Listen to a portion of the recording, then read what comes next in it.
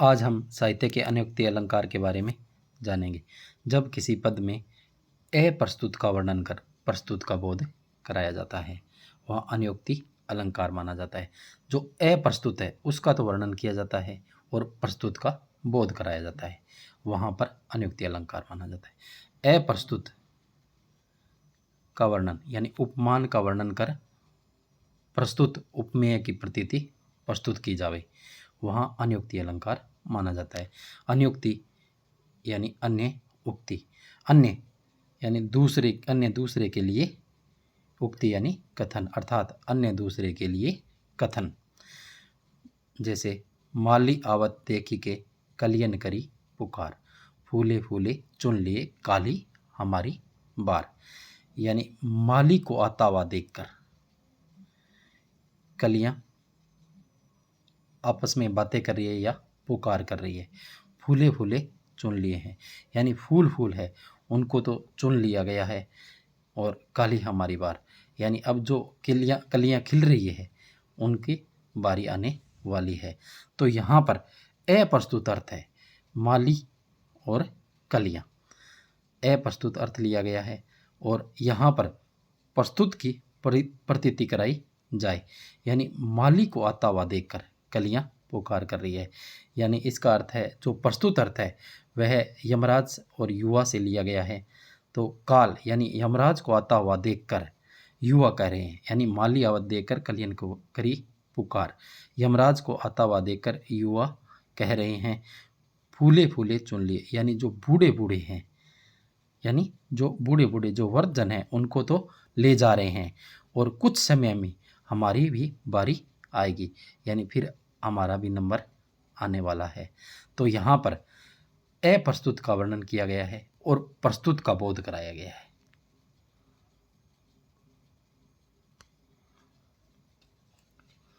यही आस अटक्यो रहतु अली गुलाब के मूल, हवे है फेरी बसंत ऋतु इन डारिन के फूल।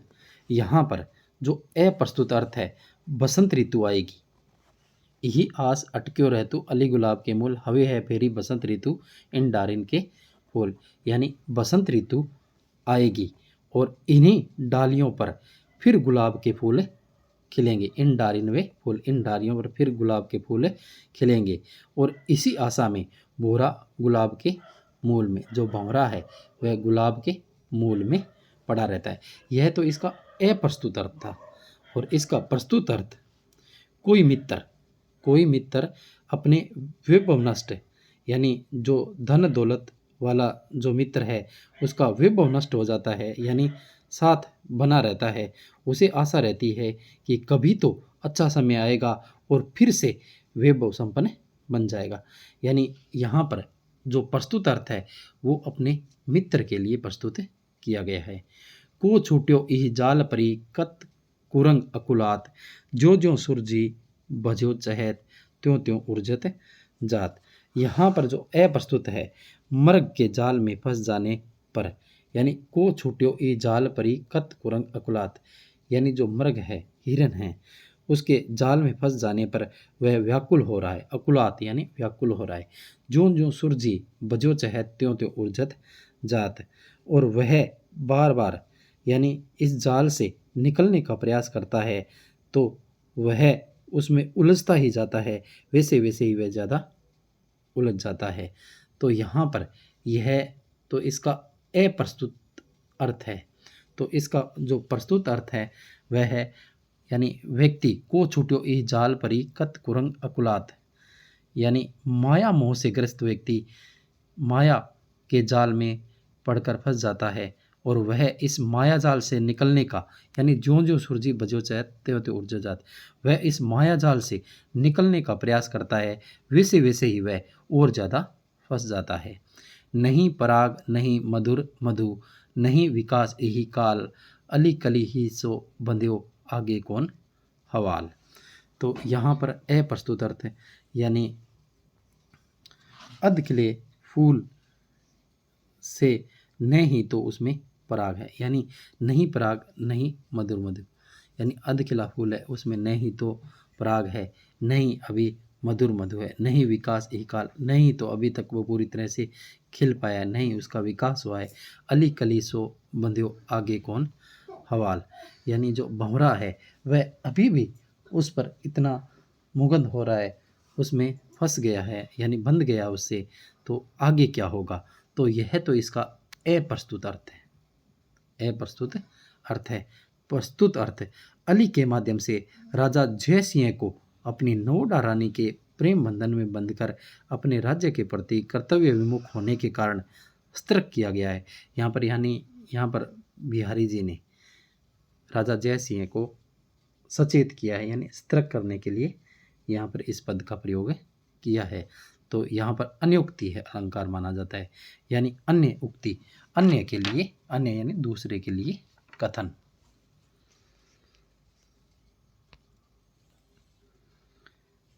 अरिहंस या नगर में जियो आपू बिचारी, कागनी सो जिनी प्रीति करी,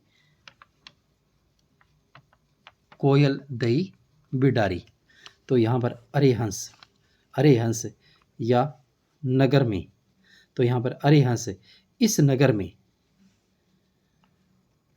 जियो आपू बिचारी, यानी अरिहंस इस नगर में सोच विचार कर ही जाना।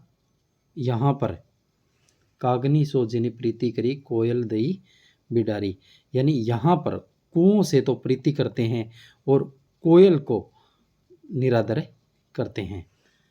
तो यहाँ पर ये इसका अप्रस्तुत अर्थ है। तो इसका प्रस्तुत अर्थ, हे सजनों, अरिहंस की जगह हे सजनों, इस नगर में सोच विचार कर ही जाना, क्योंकि यहाँ पर मूर्खों का सम्मान तथा सज्जनों का निरादर किया जाता है। यह इसका प्रस्तुत अर्थ है। तो इसे अन्योक्ति अलंकार माना जाता है। यानी अप्रस्तुत अर्थ तो सामने दिख रहा है और प्रस्तुत अर्थ इसके अंदर छिपा हुआ है। मासी गुड़ में गड़ी रही, सस रही लपटाए, ताली पीटे सिरी धुने, मिठे बोई माय। यहाँ पर इसका जो अप्रस्तुत अर्थ है वह तो मक्खी है, वो मिठे के लोभ में गुड़ में धस गई है। मासी गुड़ में गड़ी रही, सस पस रही लपटाए, यानी माखी गुड़ में गड़ गई है, यानी गुड़ के अंदर धस गई है और उसके पंख उससे लिपट गए हैं। ताली पीटे सिर धुने, मिठे बोई माय, तो वह उससे निकलने के लिए ताली पीटती है और सिर धुनती है, लेकिन वह उसे छोड़कर उड़ नहीं पाती है। तो यह तो इसका अप्रस्तुत अर्थ है। तो यहाँ पर इसका प्रस्तुत अर्थ क्या है, तो वह है मनुष्य, यानी मनुष्य है वह माया मोह के चक्कर में पड़ जाता है और फिर उससे निकलने के लिए प्रयास करता है, यानी मक्खी की तरह माया के जाल में पड़ जाता है और वह निकलने का प्रयास करता है। ताली पिटे सुर्द ने मिठे बोई माई, लेकिन उससे निकल नहीं पाता है, यानी सांसारिकता है उसके बंधन में बन जाता है। तो यह इसका प्रस्तुत अर्थ है। तो यहाँ पर अन्योक्ति अलंकार माना जाता है।